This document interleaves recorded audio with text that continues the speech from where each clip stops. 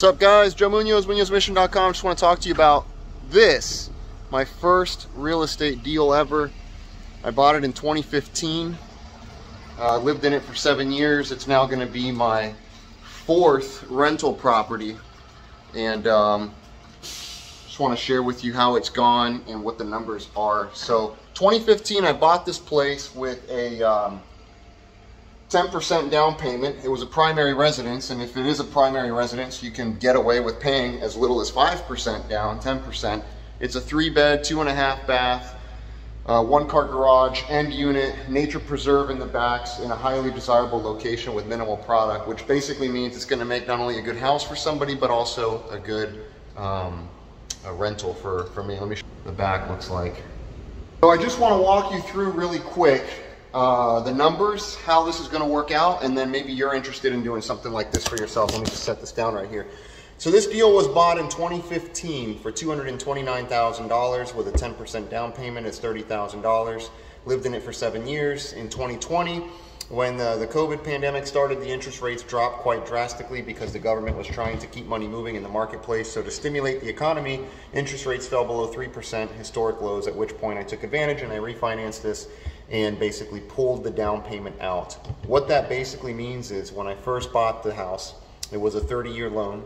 I do recommend 30 years over 15 years. That's a whole video in and of itself, particularly if you're using it as a rental and you're trying to cash flow at a high level.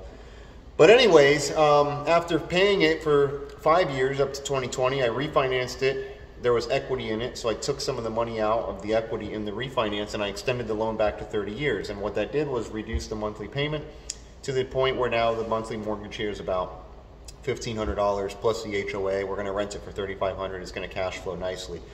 What I'm saying is, if you don't have a whole lot of money and you're looking to do something with the money that you have, the first thing I would tell you is that's a wealth strategy, what you're trying to do with the money that you have.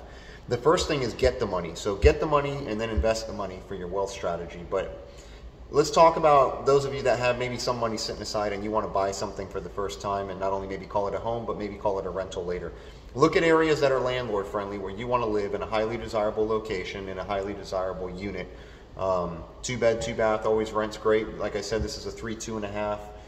Basically what you're going to do is go get the loan. It's a residential loan with as little as 5% down because it's a primary residence, so you're going to live in the property and do so. And then at some point when you end up moving out, depending on what interest rates look like and how long you've been there, maybe you end up refinancing and pulling the down payment out. So basically when I say that that's what I did here, the $30,000 down payment, when I refinanced it, I ended up taking the money out and rolled that $30,000 into another real estate buy.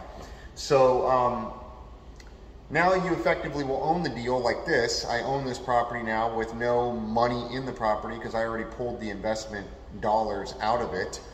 And now it's going to cash flow nicely, and the rate of return is astronomical because the return on investment, there is no investment anymore because I got the money back out, and that's how you can really make sense of what they affectionately refer to as infinite returns.